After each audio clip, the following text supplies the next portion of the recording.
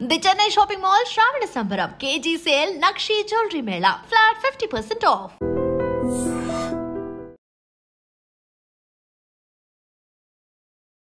ప్రమాదాలు ఎప్పుడు ఎలా జరుగుతాయో ఎవరు ఊహించలేం. కానీ అలా అని మనం నిర్లక్ష్యంగా కాకుండా ఎప్పటికప్పుడు అప్రమత్తంగా ఉండాల్సిన అవసరం ఉంది.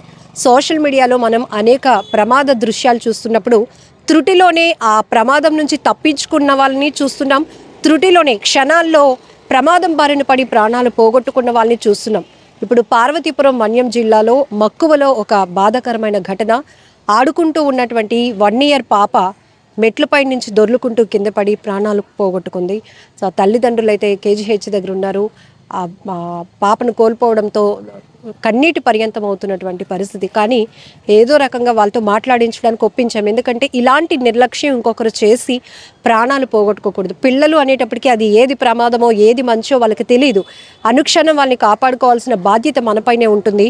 జస్ట్ అందరికీ ఒక అవేర్నెస్ కల్పించాలనే ఉద్దేశంతోనే ఆ తండ్రితో మాట్లాడే ప్రయత్నం చేస్తున్నాం. మీ పేరండి? దామోదర్ మేడం. ఎంతమంది పిల్లలు మీకు? 2 పాపలు మేడం. ఏమైంది? పాప ఎలా పడిపోయింది? ఆడుకుంటుంటే 2 పాపలు మెట్లు ఎక్కారండి. చిన్న పాప ఎంత వయసు? 4 years అండి. చిన్న పాప స్లిప్ అయిపోయి కింద పడిపోయింది. తలకి ఇక్కడ హోల్ పడ్డది. హోల్ పడితే హాస్పిటల్కి తీసుకొస్తే ఒక 2 days అబ్జర్వేషన్లో ఉంచారు. అబ్జర్వేషన్లో ఉంచి మరుసటి రోజు సీరియస్గా ఉంది, ఆపరేషన్ చేయాలన్నారు. ఆపరేషన్ చేస్తే బతుకుతుందో లేదో తెలియదు అన్నారు. ఆపరేషన్ చేసిన తర్వాత స్ట్రోక్ వచ్చేసి అయ్యో, ఆపరేషన్ చేసిన తర్వాత స్ట్రోక్ వచ్చింది. అబ్బో, 1 సంవత్సరం పాప అంటే అసలు తట్టుకునే పరిస్థితి కూడా లేదు. అవునండి. ఆ టైంలో అంటే చూసుకోలేదా ఏంటి? అసలు మెట్లలో ఎక్కేసి పెద్ద పాప ఆడుకుంటుంది అనేసి చిన్న పాప బంగారుకొని వెళ్ళిపోయిందండి. నేను చూసుకోలేదు. పాప పేరండి? ప్రణతి. ఇంట్లో ఆ సమయంలో ఎవరు లేరా? నేను ఒక్కడనే ఉన్నానండి. మా మిస్సెస్ పనికి వెళ్ళారు.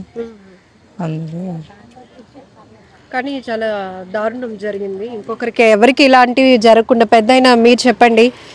జనరల్గా పిల్లలకి ఏవి తెలియదు, ఏది ప్రమాదమో. కొన్నిసార్లు అలా బంగురుకుంటూ పాకుతున్న పాములు కూడా వాళ్ళు పట్టేసుకుంటారు. వాళ్ళకి ఏది ప్రమాదమో తెలియదు.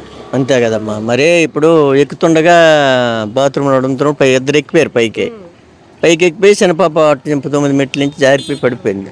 దాని అంతా అది పడిపోయింది. బుర్రకి దెబ్బ తెలిసింది బాగా. దెబ్బ తేలడము ఇదనమాట. మరి విజయనగరం తీసుకెళ్ళాం. విజయనగరం అప్పటి ఇక్కడ తీసుకెళ్ళాం. చనిపోయింది. బుర్ర ఆపరేషన్ చేశారని చనిపోయింది. ఆపరేషన్ చేసిన మరి లేదు, ప్రయోజనం లేకపోయింది. అదనమాట. ఇక్కడ నిర్లక్ష్యం ఏంటంటే ఒక పాప 4 years పాప మెట్లెక్కిందని చెప్పి ఆ పాపను ఫాలో అవుతూ ఈ 1 year పాప కూడా మెట్లెక్కింది. ఆ సమయంలో ఆయన ఫాదర్ వాష్రూమ్లో ఉన్నారంట. అలా ఒక్కసారిగా ఆమె కిందన పడిపోవడంతో హుటాహుటిన వాళ్ళైతే హాస్పిటల్కి తీసుకెళ్లారు. కానీ ఆపరేషన్ చేస్తే స్కోప్ ఉంటుంది అని వైద్యులు చెప్పినప్పటికీ కూడా ఆమెకి ఆపరేషన్ చేసిన తర్వాత ఆ చిన్నారి తల్లికి స్ట్రోక్ రావటం, తను కన్ను మూసింది. కానీ కుటుంబ సభ్యులంతా కూడా ఒక పాపను కోల్పోయామని చెప్పేసి తీవ్ర కన్నీటి పర్యంతం అవుతున్నారు. అయితే ఈ ఘటన చాలా బాధాకరం. చెప్పడానికి కూడా మాటలు రావటం లేదు. కానీ దీని నుంచి కొంతమంది అయినా అలర్ట్గా ఉంటారు అనే ఉద్దేశంతో మేము ఈ ఇన్ఫర్మేషన్ షేర్ చేస్తున్నాం. చాలా సందర్భాల్లో చూస్తాం, ఆడుకుంటూ వెళ్ళి కరెంటు వైర్లు పట్టుకోవటం, లేకపోతే ఛార్జెస్ని నోట్లో పెట్టేసుకోవటం. పిల్లలు కాబట్టి వాళ్ళకి ఏది ప్రమాదమో ఏది మంచి అన్నది ఇంకా తెలీదు. తెలుసుకునే వయసు కూడా రాదు. కానీ పిల్లల్ని చాలా కంటికి రెప్పలా చూసుకోవాల్సిన బాధ్యత తల్లిదండ్రులదే. ఎందుకంటే ఆ సమయంలో ఇక 1 year ఒక 5 years వచ్చే వరకు కూడా దీని జోలుకు మీరు వెళ్ళకూడదు అంటే వాళ్ళు అర్థం చేసుకునే పరిస్థితి కూడా ఉండదు. సో సోషల్ మీడియాలో కూడా మనం చాలా ప్రమాదాలు చూస్తున్నాం.